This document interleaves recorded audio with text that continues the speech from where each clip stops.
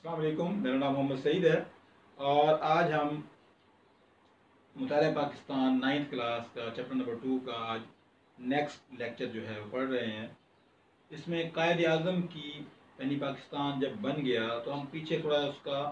जो है मुवाजना कर रहे हैं कि कायद आज़म ने इस दौरान का उनकी सियासी और आइनी कोशिशों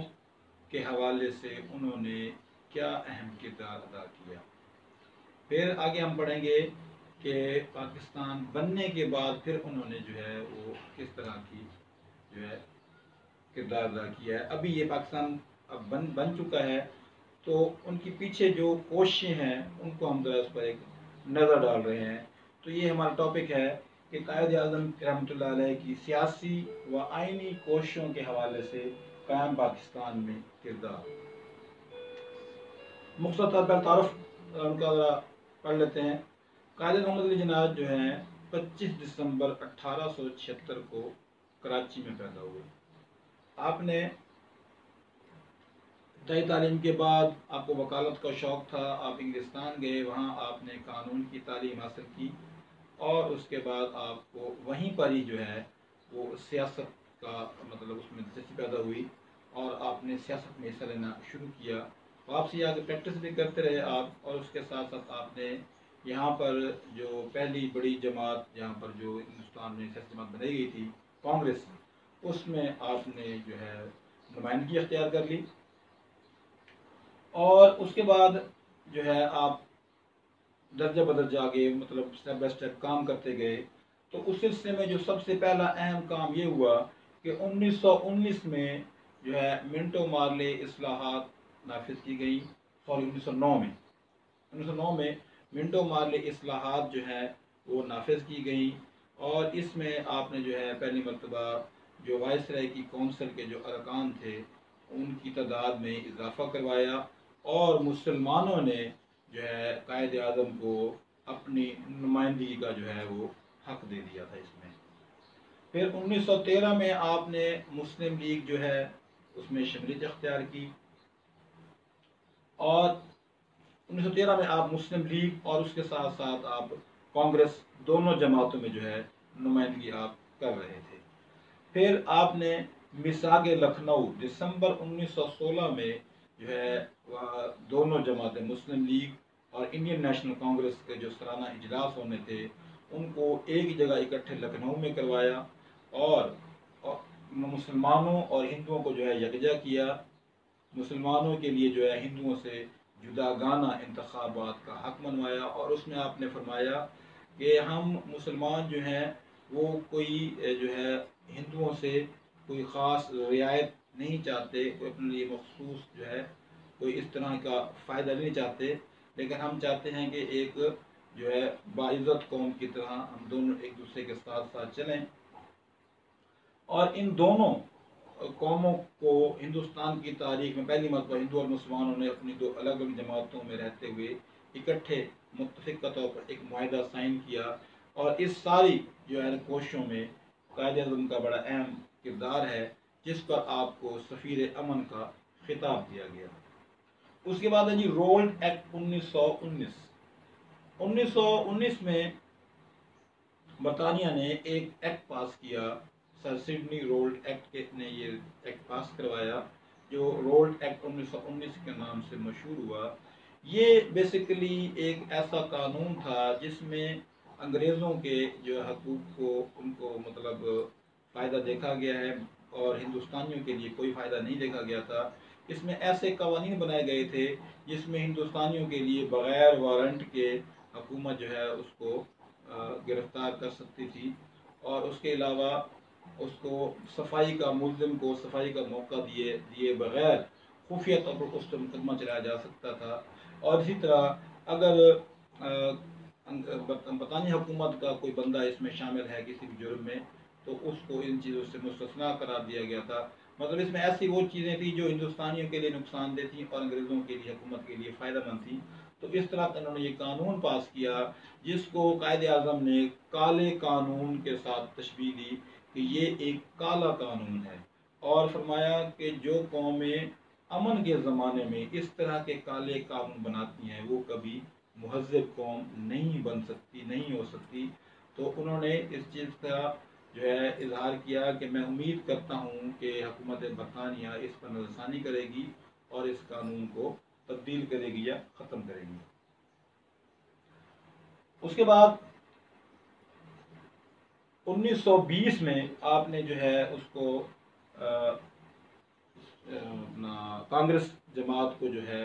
وہ چھوڑ دیا. اس کی نمائندگی جو آپ نے اختیار کی ہوئی تھی اس کو چھوڑ دیا کانگریس کو. اس کی وجہ یہ تھی کہ کانگریس، گاندھی اور ان کے انگریزوں کے آپس میں جو گٹھ جوڑ تھے اور مسلمانوں کے خلاف جس طرح کے وہ کام کر رہے تھے، اس کو دیکھتے ہوئے قائد اعظم نے کانگریس کو جو ہے چھوڑ دیا. پھر آپ نے 1928 میں جو ہے نہرو، جو اپنا موتی لال نہرو اور جواہر لال نہرو نے مل کر ایک جو رپورٹ بنائی تھی جس کو نہرو رپورٹ کہتے ہیں، اس میں مسلمانوں کے حقوق کو بالکل نظر انداز کر دیا گیا تھا اور ہندوؤں کی ہی صرف بات کی گئی تھی. تو اس رپورٹ کے جواب میں قائد اعظم نے اپنے مشہور 14 نکات پیش کیے. ان نکات میں نہ صرف مسلمانوں کے حقوق کے تحفظ کیا گیا تھا بلکہ تمام اقلیتوں کے حقوق کی اس کے اندر بات کی گئی تھی. گول میز کانفرنسز 1930 سے 1932 کے درمیان برطانیہ کے شہر لندن میں 3 گول میز کانفرنسیں ہوئی تھی. ان میں سے پہلی 2 کانفرنس میں قائد اعظم نے مسلمانوں کی طرف سے، مسلم لیگ کی طرف سے نمائندگی کی تھی. اور یہ حالانکہ تینوں کی تینوں جو ہیں یہ گول میز کانفرنس بغیر نتیجے کے ختم ہو گئی تھی، لیکن اس میں بھی بہرحال آپ نے مسلمانوں کی طرف سے بھرپور کردار ادا کیا. گورنمنٹ آف انڈیا ایکٹ 1935، حکومت برطانیہ نے گورنمنٹ آف انڈیا ایکٹ 1935 جو ہے وہ پیش کیا، جس کو کانگریس اور مسلم لیگ نے بالکل جو ہے ناپسند کیا. لیکن بعد میں قائد اعظم نے جو ہے اس کے صوبائی جو حصہ تھا، اختیارات تھے، اس کو پسند کیا اور اس طرح یہ ایکٹ جو ہے 1935 منظور ہو گیا. وطن واپسی اور مسلم لیگ کی صدارت 1900 گول میز کانفرنس کے بعد قائد اعظم جو ہے یہاں کی سیاست سے بد دل ہو کر جو ہے مستقل طور پر جو ہے وہ انگلستان چلے گئے تھے اور انہوں نے کہا کہ میں اب ہندوستان کی سیاست میں میرا کوئی میں کام نہیں کروں گا. تو بڑے بڑے جو مسلم لیگ کے کارکن تھے، علامہ اقبال، جس میں لیاقت علی خان اور باقی دیگر جو ہیں وہ مسلم لیگ کے رہنماؤں نے انہیں درخواست کی اور ان سے کہا کہ وہ واپس آئیں اور مسلم لیگ کو از نو جو ہے دوبارہ سے اس میں جان ڈالیں. تو آپ واپس آئے اور مسلم لیگ کی آپ کو جو ہے منتخب کے طور پر مسلم لیگ کا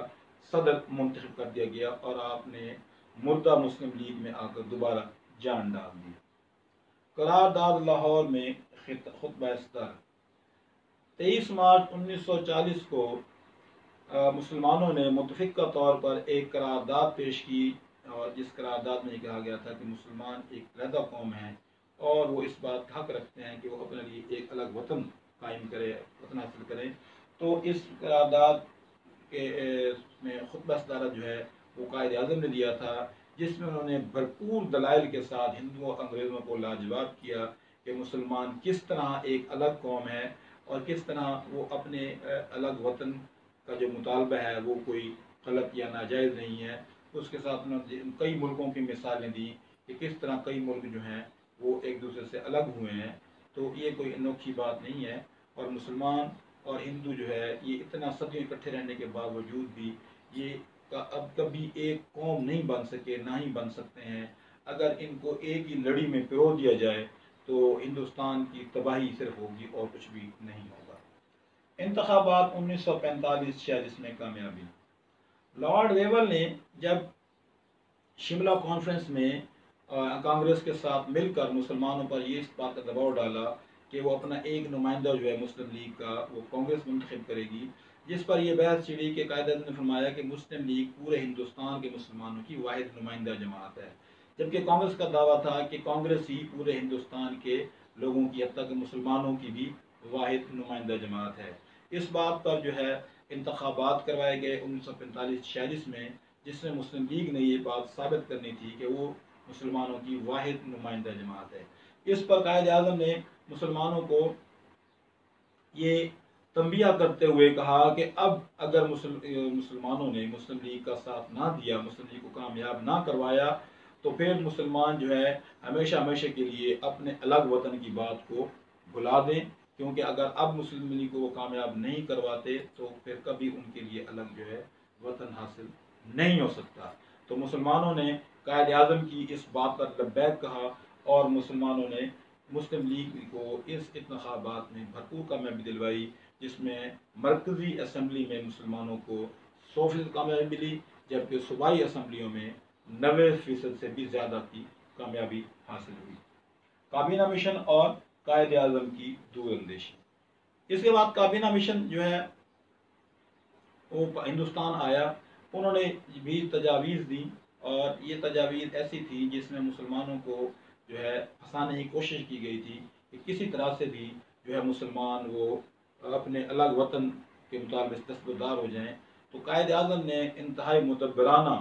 اور اہم جو انداز سے اس کو لیتے ہوئے پہلے کانگریس نے اس کو منظور کر لیا، جب قائد اعظم نے کابینہ مشن پلان کو منظور کیا تو پھر کانگریس نے اس کو منظور کرنے سے انکار کر دیا، اور اس طرح آدھا انہوں نے پلان منظور کیا، جس پر جو ہے عبوری حکومت قائم ہوئی، اور عبوری حکومت زیادہ دیر نہ چل سکی، اور آخرکار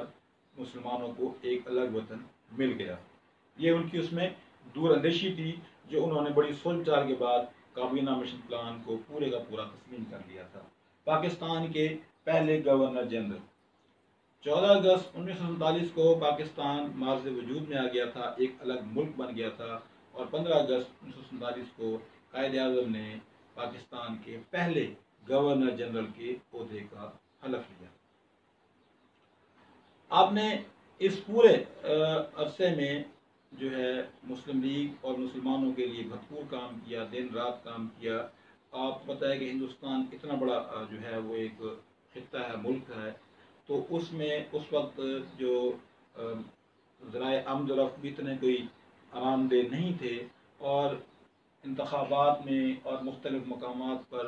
جو ہے انتھک انہوں نے سفر کیا، اور دن رات مسلمانوں کے لیے جو ہے وہ محنت کی، پاکستان کے لیے محنت کی، جس کی وجہ سے جو ہے آپ جو ہے اس میں آپ کی صحت بہت تیزی سے خراب ہونے لگ گئی، جس پر جو ہے آپ نے پھر بھی ڈاکٹرز نے آپ کو آرام کا مشورہ دیا، اور آپ کو ٹی بی کا مرض، مہلک مرض جو تھا وہ اس میں آپ مبتلا تھے،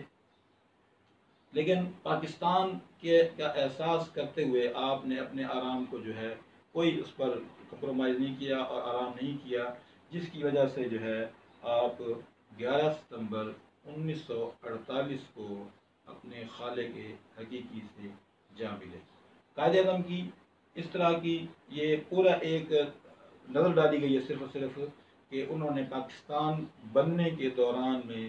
کون سے اہم کام کیے، ان کا کیا سیاسی اور آئینی طور پر کیا کردار ہے، وہ آپ نے اس میں ملاحظہ کیا۔ اگلے لیکچر میں ہم مزید آگے بات کریں گے، تو اس لیکچر کی کسی بھی بات کی اگر کوئی سمجھ نہ آئی ہو تو اسٹوڈنٹس جو ہیں وہ ڈسکرپشن میں نیچے جو ہے نا کوشچن کر سکتے ہیں، کمنٹ کر سکتے ہیں، یا میرا واٹس ایپ نمبر دیا ہوا ہے اس پر مجھ سے رابطہ کر سکتے ہیں، اور کسی بھی اسٹوڈنٹ کو اس حوالے سے کوئی پرابلم ہو تو وہ مجھ سے رابطہ کر سکتے ہیں۔ اپنے ساتھیوں کو، دوستوں کو، کلاس فیلوز کو جن کو اس چیز کی ضرورت ہے ان کو اس کو شیئر کریں گے ویڈیو کو، تاکہ وہ بھی اس چیز سے فائدہ حاصل کر سکیں۔ تب تک کے لیے اللہ حافظ۔